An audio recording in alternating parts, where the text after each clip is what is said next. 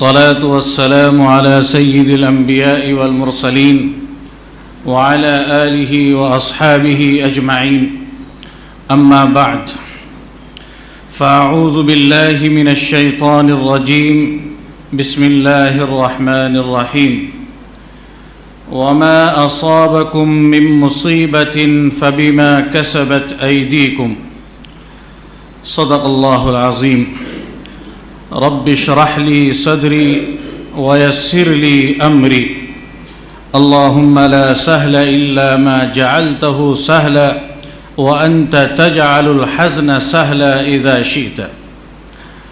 Stage پر جلوہ افروز علماء کرام، میرے محترم بزرگوں اور دوستوں، بہت دیر سے آپ حضرات مقررین، ہمارے جو مہمان حضرات دور سے تشریف لائے تھے ان کے بیانات سماعت فرما رہے تھے۔ مفتی احمد اللہ صاحب نے بہت ہی تفصیل کے ساتھ ان فتنوں کا تذکرہ کیا جو موجودہ زمانے میں ہمارے درمیان رائج ہیں، اور اتنی تفصیل سے ذکر کیا کہ اب ان کے اعادے کی ضرورت ہی نہیں ہے۔ کچھ فتنوں کا تذکرہ میرے ذہن میں تھا کہ میں تذکرہ کروں گا، لیکن وہ حضرت نے اتنی تفصیل سے کر دیا کہ وہ میرا مضمون تو لے گئے۔ اب تو صرف یہ عرض کرنا ہے خلاصے کے طور پر کہ اللہ تعالیٰ نے فرمایا یا ایھا الذین آمنوا قوا انفسکم واہلیکم نارا، کہ ایمان والو تم اپنے آپ کو اور اپنے گھر والوں کو عذاب سے بچا لو۔ یعنی جو اتنے سارے فتنے ہمارے درمیان میں رائج ہو رہے ہیں، اللہ تعالیٰ نے قرآن کریم میں فرمایا یا ایھا الذین آمنوا قوا انفسکم، اپنے آپ کو بچا لو، واہلیکم، اپنے گھر والوں کو بچا لو۔ کس سے؟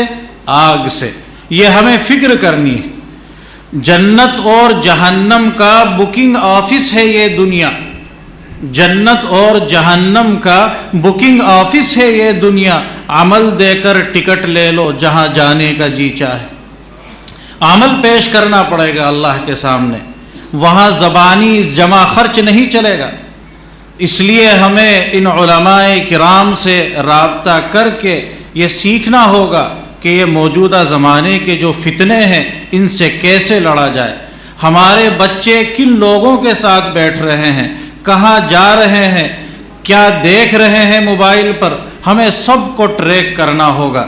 اس لیے کہ انسان کی جو سوچ ڈیولپ ہوتی ہے وہ آس پاس کے معاشرے سے ہوتی ہے، آس پاس کی سنگت سے ہوتی ہے، اس کے آس پاس کے جو لوگ اس کے پاس بیٹھتے ہیں اس سے اس کا دماغ کا سیٹ اپ تیار ہوتا ہے۔ تو ہمیں یہ دیکھنا ہوگا کہ ہمارے بچے کن لوگوں کے ساتھ بیٹھ رہے ہیں۔ ایک عربی کا شاعر ہے، وہ کہتا ہے کہ عن المرء لا تسأل وابصر قرینہ فإن القرین بالمقارن یقتدی، کہ اگر کسی انسان کے بارے میں جاننا چاہتے ہو کہ وہ کیسا ہے، اسے مت دیکھو، اس کے یار دوستوں کو دیکھو کیسے ہیں، جیسے یار دوست ہوں گے وہ ویسا ہی ہوگا۔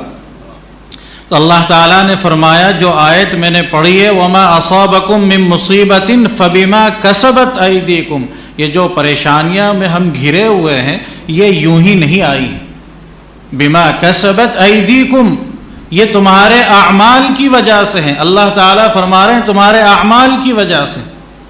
دیکھیے آپ حضرات نے سنا ہوگا کہ مختصر سی گفتگو کروں گا، زیادہ لمبی نہیں چونکہ وقت بھی کافی ہو چکا ہے، کہ اللہ تعالیٰ نے انسان کو 4 چیزوں سے بنایا ہے۔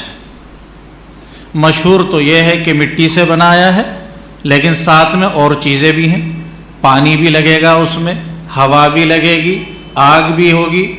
جیسے ہمارے گھر میں کوئی اگر پوچھتا ہے کہ کیا بنا ہے، ہم سیدھا سیدھا کہہ دیتے ہیں گوشت بنا ہے، لیکن گوشت میں مسالہ ہوگا، پانی ہوگا، آگ جلے گی، سارے کام ہوں گے۔ تو انسان گرچہ مٹی سے بنا ہے لیکن اللہ تعالیٰ نے 4 چیزوں سے بنایا ہے، آگ، پانی، ہوا، مٹی۔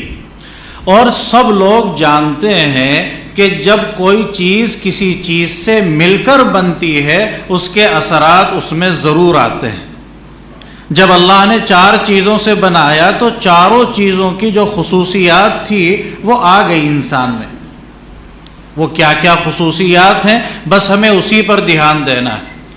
مثلا اللہ نے انسان کو مٹی سے بنایا۔ مٹی کی خصوصیت ہے بخل، کنجوسی۔ آپ دیکھیے سارے کے سارے خزانے زمین کے نیچے ہیں۔ پیٹرول کہاں سے نکل رہا ہے؟ نیچے سے۔ ڈیزل کہاں سے نکل رہا ہے؟ نیچے سے۔ سونا نیچے سے۔ مطلب سارے کے سارے خزانے زمین کے نیچے، لیکن کیا زمین ہمیں دیتی ہے؟ نہیں دیتی ہے، بہت کنجوس ہے۔ پھر کیسے لینا ہوتا ہے؟ اس پر کھودا جاتا ہے، بلڈوزر چلائے جاتے ہیں، مشینوں سے زبردستی نکالا جاتا ہے۔ تو اللہ کو معلوم تھا کہ میں بندے کو مٹی سے بناؤں گا تو یہ کنجوسی والی صفت اس میں آنی ہے۔ اللہ نے، چونکہ اللہ تعالی حکیم ہے، اللہ کو معلوم ہے فعل الحکیم لا یخلو عن الحکمہ، حکیم کا کوئی بھی فعل حکمت سے خالی نہیں ہو سکتا۔ اللہ کو معلوم تھا یہ بندہ مٹی سے بنے گا، کنجوس ہوگا، تو اللہ نے کہا کہ دیکھو سال میں 1 مرتبہ زکوٰۃ نکالا کرو۔ یہ جو تمہارے اندر کنجوسی والی کیفیت ہے یہ کنجوسی ختم ہو جائے گی، کنجوسی نہیں رہے گی، بخل نہیں رہے گا۔ اگر ہم زکوٰۃ پابندی سے نکال رہے ہیں اس کے باوجود ہمارے اندر یہ کنجوسی اور بخل والی صفت ہے، اس کا مطلب زکوٰۃ ٹھیک سے ادا نہیں ہو رہی، ہمیں غور کرنا ہوگا۔ اس لیے کہ معالج اللہ ہے، ان کو معلوم ہے کہ یہ بیماری بخل والی کیسے دور ہو سکتی ہے۔ تو زکوٰۃ اگر ہم ٹھیک سے نکالیں گے یہ بخل والی بیماری ختم۔ دوسری چیز اللہ نے جس سے انسان کو بنایا وہ ہے آگ۔ آگ کی خاصیت سب لوگ جانتے ہیں، کبر ہے۔ آگ اوپر کو اٹھتی ہے، اس کی خاصیت ہے کبر، بڑائی۔ اللہ کو معلوم ہے کہ جب بندہ آگ سے بھی مل کر بن رہا ہے تو اس کے دماغ میں بڑائی تو ہوگی، اور یہ بڑائی اور کبر بہت خطرناک بیماری ہے۔ اللہ تعالیٰ فرماتے ہیں کہ الکبر ردائی، کبر میری چادر ہے، کوئی گھسے گا تو خیر نہیں اس کی۔ تو چونکہ بڑی بیماری تھی، خطرناک بیماری تھی، تو اللہ تعالیٰ نے فرمایا دن میں 5 نمازیں پڑھا کرو اور ناک اور پیشانی کو زمین پر رکھا کرو۔ انسان سارے کام ناک کے لیے کرتا ہے۔ کوئی بھی بات ہوتی ہے، جناب میری ناک کٹ جائے گی، حضرت ناک کا مسئلہ ہے کیا کروں؟ مطلب ہر جگہ اس کی ناک، کہیں بھی جا رہا ہے کہ جی حضرت ناک کا مسئلہ ہے کیا کروں، خاندان والے یوں کہیں گے، گھر والے یوں کہیں گے، بیوی یوں کہے گی، ہر جگہ ناک کا مسئلہ۔ اللہ نے کہا جو بڑی بیماری ہے یہ سال میں 1 بار سے کام نہیں چلنے والا، کہ دن میں 5 مرتبہ نماز پڑھنی ہے اور ناک اور پیشانی کو زمین پر رکھنا ہے، تاکہ یہ کبر والی بیماری جو بہت زیادہ خطرناک ہے اس سے حفاظت ہو سکے۔ اب اگر ہم نمازیں پڑھ رہے ہیں اور پھر بھی ہمارے دماغ میں کبر کا کیڑا گھوم رہا ہے تو اس کا مطلب نماز ٹھیک نہیں ہو رہی۔ ورنہ نماز کے بارے میں تو اللہ فرماتے ہیں ان الصلاۃ تنہی عن الفحشاء والمنکر، یہ تو روکتی ہے برائیوں سے، اور ہم نماز میں جا بھی رہے ہیں اور پھر بھی دماغ ہمارا اونچا ہے، اس کا مطلب نماز ٹھیک نہیں ہو رہی، ہمیں غور کرنا ہوگا اپنی نمازوں کے اندر۔ تیسری چیز جو اللہ نے انسان کو جس سے بنایا ہے وہ ہے پانی۔ پانی کی کیا خاصیت ہے؟ پانی کی خاصیت ہے حرص اور طمع۔ آپ دیکھیے کہیں سے جب پانی بہتا ہے وہ یہ نہیں دیکھتا کہ راستے میں گندگی پڑی ہے کہ سڑک صاف ہے۔ پانی بہے گا تو گندگی ہو، صاف چیز ہو، سب کو لپیٹتا ہوا وہ چلے گا۔ پتہ چلا کہ پانی فرق نہیں کر رہا ہے اچھی چیز میں اور بری چیز میں۔ تو انسان کو جب اللہ نے پانی سے بھی بنایا تو انسان فطری طور پر یہ چاہتا ہے کہ مال آنا چاہیے، صحیح ہے یا غلط نہیں دیکھتا ہو، وہ یہ تمیز نہیں کرتا کہ حلال ہے کہ حرام ہے۔ تو اللہ تعالیٰ کو معلوم تھا کہ یہ بیماری آئے گی تو اس کی پریکٹس بھی کرانی پڑے گی، تو اللہ تعالیٰ نے فرمایا کہ رمضان میں 1 مہینے کے روزے رکھنا تھا، پورے مہینے کے روزے رکھنا ہے۔ فائدہ کیا ہوگا روزہ رکھنے کا؟ اللہ خود فرما رہے ہیں لعلکم تتقون، یہ جو حرص والی کیفیت تمہارے اندر ہے، یہ جو طمع اور لالچ والی کیفیت تمہارے اندر آ گئی ہے، یہ اس سے دور ہوگی۔ پتہ یہ چلے گا کیسے زندگی گزارنی ہے، تقوی والی زندگی کیسی ہوتی ہے۔ جب تقوی والی زندگی ہم گزاریں گے، اللہ تعالیٰ فرماتے ہیں اعدت للمتقین، جنت متقیوں ہی کے لیے تو ہے۔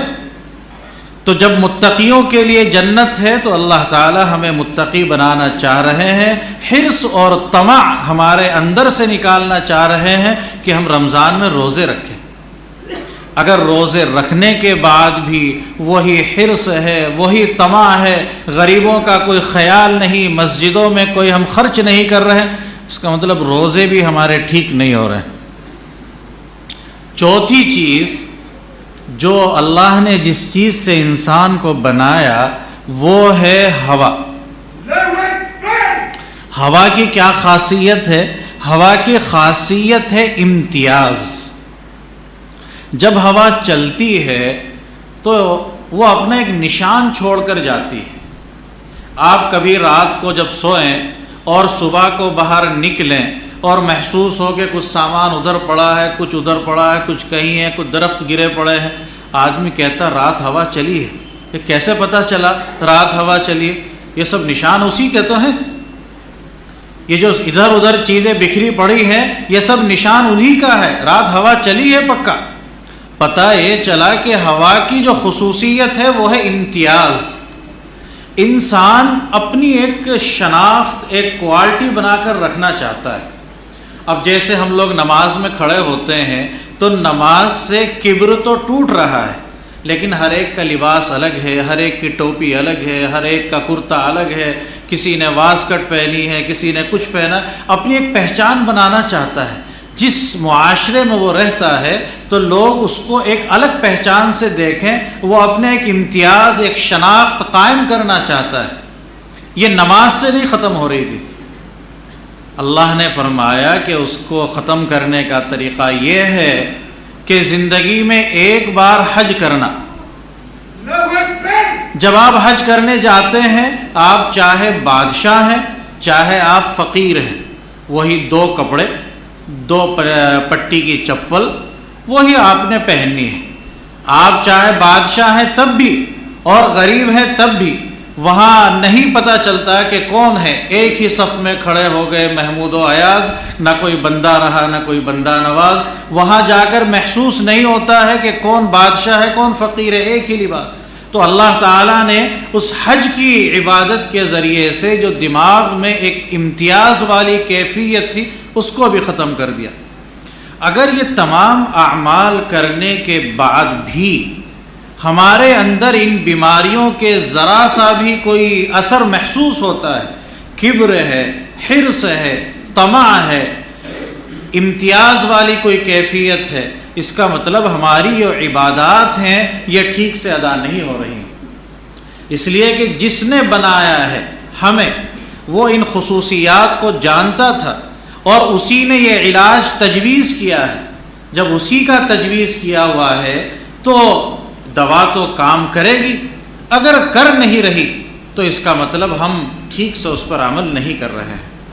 تو ضروری یہ ہے کہ ہم جس معاشرے کے اندر رہ رہے ہیں ہمیں یہ غور کرنا چاہیے کہ ہمارے بچے کن لوگوں کے ساتھ مل رہے ہیں، کن کے ساتھ بیٹھ رہے ہیں اور کہاں ان کی کنیکٹیویٹی جڑ رہی ہے۔ اگر ہم لوگ بری سنگت میں بیٹھیں گے تو ہمارے مائنڈ میں نگیٹیو تھاٹس آئیں گے، اور اگر ہم اچھے لوگوں میں بیٹھیں گے تو پازیٹیو خیالات آئیں گے۔ اگر پازیٹیو خیالات آئیں گے تو ہماری باڈی پر اس کا ریئیکشن ہوگا، ہم اسی اعتبار سے عمل کریں گے۔ اس لیے ہمیں بچوں پر چھوٹی چھوٹی جو چیزیں ہیں ان کو بھی غور کرنا چاہیے۔ کھانا کھا رہے ہیں بیٹھے ہوئے، بیٹا بسم اللہ پڑھی ہے کہ نہیں پڑھی ہے؟ زور سے پڑھیے۔ بلکہ آپ خود زور سے پڑھ دیجئے تاکہ وہ سب سنیں، اور اگر اس کے باوجود بچہ نہیں پڑھ رہا ہے تو آپ کہیے بیٹا آپ نے بسم اللہ نہیں پڑھی، بسم اللہ پڑھ کر کھائیے۔ تو اس طریقے سے ہم اپنے گھر سے اس تربیت کو شروع کریں۔ اصل اپنی ذمہ داری ہمارے گھر کی ہے، جو میں نے ابھی پڑھا قرآن کریم کی آیت کو کہ یا ایھا الذین آمنوا قوا انفسکم واہلیکم نارا، اپنے آپ کو اور اپنے گھر والوں کو عذاب جہنم سے بچاؤ۔ وہاں کوئی اور سکہ نہیں چلنے والا ہے، وہاں ہمارے اعمال ہی کا سکہ چلے گا۔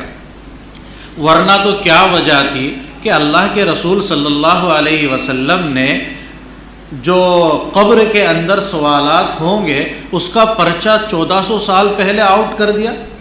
امتحان کا ایک پرچہ ہوتا ہے، وہ پرچہ لیک نہیں کیا جاتا ہے چونکہ آپ کو جوابات دینے ہیں، لیکن اللہ کے رسول صلی اللہ علیہ وسلم نے 1400 سال پہلے وہ پرچہ آؤٹ کر دیا کہ جب قبر میں جاؤ گے تو یہ سوالات ہوں گے، تمہارا رب کون ہے، تمہارا رسول کون ہے۔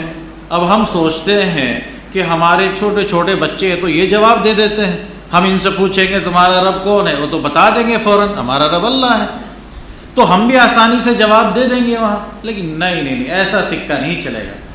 اگر ہم نے اللہ کے رسول صلی اللہ علیہ وسلم کو اپنا نمونہ بنایا ہے اور ان کی زندگی کے مطابق اپنی زندگی کو ڈھالا ہے، تب ہمارے منہ سے نکلے گا کہ ہمارا رب اللہ ہے، ہمارے رسول نبی کریم علیہ السلام ہے۔ اور اگر ہماری زندگی ان کے مطابق نہیں ہے تو ہماری زبان سے نہیں نکلے گا، وہاں کھوٹا سکہ نہیں چلے گا، وہاں وہی سکہ چلے گا جو اوریجنل ہوگا، اندر بھی وہی باہر بھی وہی۔ اگر ہم اللہ کے رسول کو فالو کرتے ہیں تو ہماری باڈی لینگویج سے وہ ظاہر تو ہونا چاہیے کہ ہم نماز پابندی سے پڑھ رہے ہیں، سنتوں پر عمل کر رہے ہیں۔ اگر ہمارے اعمال سے وہ ظاہر نہیں ہے تو پھر ہم کیسے متبع رسول ہو سکتے ہیں؟ خیر بات بہت لمبی ہو گئی ہے، ہمیں صرف اس بات کا خیال رکھنا ہے کہ ہمیں اپنے اور اپنے گھر والوں کی، اپنے بچوں کی فکر کرنی ہے۔ ہم اس فکر کو لے کر یہاں سے جائیں کہ آج جو ہم یہاں بیٹھے ہیں، یہ جو مجلسیں ہیں، یہ رائگاں نہیں ہونی چاہیے۔ اتنی دیر سے آپ حضرات نے یہاں قربانیاں دی اور تمام حضرات کی تقریروں کو بغور سماعت کیا، یہ ہمارا بیٹھنا قبول ہوگا انشاءاللہ۔ اللہ تعالیٰ اس کو قبول فرمائیں گے اور امید ہے اللہ کی ذات سے یہ ہمارے لیے ٹرننگ پوائنٹ ہوگا۔ ہم یہاں سے یہ عہد کر کے جائیں گے کہ جن باتوں کو ہم نے سنا ہے ہم انشاءاللہ اس پر ضرور عمل کریں گے، انشاءاللہ سب عمل کریں گے انشاءاللہ۔ اپنی نمازوں کی ہم فکر کریں گے، ہماری نمازیں ایسی نہیں ہونی چاہیے کہ ایک بار امام صاحب نے 3 رکعت پڑھا کر سلام پھیر دیا۔ کچھ حضرات کہہ رہے ہیں 4 رکعت ہوئی ہیں، کچھ حضرات کہہ رہے ہیں 3 رکعت ہوئی ہیں۔ ایک صاحب بڑے وثوق کے ساتھ کھڑے ہوئے کہنے لگے حضرت 3 ہی رکعت ہوئی ہیں، مجھے پکا یقین ہے۔ بھئی آپ کو کیسے پکا یقین ہے؟ کوئی شبہ؟ کہنے لگے نہیں مجھے پورا یقین ہے۔ کیسے یقین ہے آپ کو؟ لیکن جناب میری 4 دکانیں ہیں، میں ایک رکعت میں ایک دکان کا حساب لگا لیتا ہوں، ابھی 3 ہی دکان کا حساب لگایا تھا، سلام پھیر دیا۔ مطلب یہ ہماری نمازوں کا حال ہے، ہم سجدے میں جا رہے ہیں، دماغ ہمارا کہیں اور ہے۔ تو ایسا نہیں ہونا چاہیے۔ جب ہم سجدے میں جائیں، ہم قرآن کی تلاوت کریں، ہم اس کو سوچیں کہ ہم کیا کر رہے ہیں۔ کل پرسوں یہاں ایک پروگرام تھا تو صرف 3-4 آیتوں کے بارے میں تذکرہ کر دیتا ہوں، 2 منٹ کا۔ تو میں نے تذکرہ یہ کیا تھا کہ جب ہم قرآن پڑھتے ہیں، جیسے سورہ فاتحہ ہم پڑھتے ہیں تو ہم اللہ کی تعریف کرتے ہیں، الحمدللہ، تمام تعریفیں اللہ کے لیے ہیں۔ تو ہم جب دنیا کے اعتبار سے دیکھتے ہیں تو ہم کسی کی تعریف کیوں کرتے ہیں؟ 4 وجہ ہو سکتی ہیں تعریف کی، 4 وجہ ہو سکتی ہیں۔ نمبر 1، جس ذات کی ہم تعریف کر رہے ہیں اس میں خوبیاں ہی خوبیاں ہیں۔ جب اس میں خوبیاں ہی خوبیاں ہیں تو تعریف تو ہوگی، برائی تو ہے ہی نہیں اس میں، تو تعریف تو ہونی ہے۔ دوسری وجہ تعریف کی یہ ہوتی ہے کہ اس کے ماقبل میں اتنے احسانات ہیں ہمارے اوپر کہ ہمیں تعریف تو کرنی چاہیے۔ محسن کا احسان ماننا چاہیے. اتنی اس نے تعریفیں کر رکھی ہیں، اتنی اس نے ہمارے اوپر احسانات کر رکھے ہیں، پریشانیوں میں ہمارے ساتھ رہا ہے، تو اس کی تعریف تو کر بنتی ہے. تیسری وجہ یہ ہوتی ہے تعریف کی کہ ہمیں فیوچر میں اس سے کام ہے. اگر میں نے تعریف نہیں کی، میرا جو کام بننے والا ہے وہ بننے کا ہی نہیں، تو میں اس سے بات بنا کر رکھنا چاہتا ہوں کہ میری بات بنی رہے اور میں تعریف کرتا رہوں کہ جناب بہت بڑھیا آدمی ہے اور بہت ہی بااخلاق ہے، ہم تعریف کرتے ہوں گے. چوتھی وجہ جو تعریف کی ہو سکتی ہے وہ یہ ہے کہ وہ آدمی اتنا پاورفل ہے، تعریف نہیں کریں گے تو مار دے گا، پکڑے جائیں گے. تو تعریف تو کرنی پڑے گی، مجبوراً کرنی پڑے گی، نہیں تو پھنس جائیں گے. اب دیکھیے ہم قرآن کس ترتیب سے پڑھتے ہیں. الحمدللہ، تمام تعریفیں اللہ کے لیے ہیں. کیوں؟ رب العالمین، تمام عالموں کو رزق دے رہا ہے وہ. ہم اتنے گناہ کر رہے ہیں، ہمیں بھی رزق دے رہا ہے. کافر سجدہ نہیں کر رہا، اس کو بھی رزق دے رہا ہے. مشرک اللہ کے ساتھ شرک کر رہا ہے، اس کو بھی رزق دے رہا ہے. سب کو رزق دے رہا ہے. وہ رب العالمین ہے، تعریف تو بنتی ہے اس کی. دوسری، الرحمن، اس نے دنیا میں ہمارے اوپر احسان کر رکھا ہے. ہمارے گناہ ہمارے چہروں سے ظاہر نہیں کرتا ہے. اگر ہمارے گناہوں کے اوپر وہ پکڑ کرنے لگے تو ہم تو منہ دکھانے لائق نہیں رہیں گے.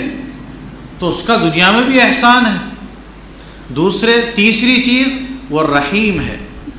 رحیم کا تعلق علماء نے لکھا ہے آخرت سے، کہ آخرت میں بھی وہ بندوں کے ساتھ بہت رحم والا معاملہ کرے گا. اللہ تعالیٰ بہت کوشش کریں گے کہ کسی طرح کوئی بہانہ، کوئی نیکی ایسی مل جائے کہ میں کسی بہانے سے اس کو جنت میں بھیج دوں. اور چوتھی چیز اللہ تعالیٰ فرماتے ہیں کہ اگر تم میری عبادت نہیں کرو گے، تعریف نہیں کرو گے تو مالک یوم الدین، میں قیامت کا دن کا مالک ہوں، آ جاؤ پھر حساب دے دو، اب حساب ہوگا. مالک یوم الدین، وہ قیامت کے دن کا مالک ہے. جب ہم یہ قرآن پڑھ رہے ہیں نماز میں تو ہمارے مائنڈ میں یہ سب چیزیں چلنی چاہیے کہ الحمدللہ رب العالمین، الرحمن الرحیم، مالک یوم الدین. جب یہ ساری چیزیں چلیں گی تو ہمارے دل سے کیا نکلے گا؟ ایاک نعبد، اے اللہ تو ہر اعتبار سے تعریف کے لائق ہے.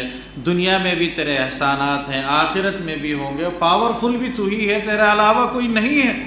تو اب ایاک نعبد، اے اللہ میں تو تیری ہی عبادت کرتا ہوں، میں کسی کی عبادت نہیں کرتا ہوں، اللہ بس تیری ہی عبادت کرتا ہوں. جب ہم اللہ ہی کی عبادت کرتے ہیں تو اب ہم مدد کس سے مانگیں گے؟ کسی اور سے تھوڑا ہی مانگیں گے، ہم تو اللہ ہی سے مانگنی ہے. کہہ رہے ہیں ایاک نستعین، اے اللہ مجھے آپ ہی سے مدد بھی چاہیے، میں تو آپ کو سجدہ کرتا ہوں، کس سے مانگوں گا؟ مجھے نماز کے بعد بھی دعا مانگنی ہے تو میں تو آپ سے مانگنی ہے. بہرحال ہم جو چیزیں پڑھیں، قرآن کریم ہم پڑھیں. اپنے حضرت شیخ الہند رحمۃ اللہ علیہ جب مالٹا کی جیل سے تشریف لائے تو حضرت نے فرمایا تھا کہ مجھے بگاڑ کی 2 وجہ سمجھ میں آئی جو میں نے بہت زیادہ غور و فکر کیا. ایک تو قرآن کریم سے دوری اور ایک آپسی اختلاف. ہم لوگ قرآن کریم سے دور ہوتے جا رہے ہیں اور قرآن سے دور ہو رہے ہیں، علماء سے دور ہو رہے ہیں.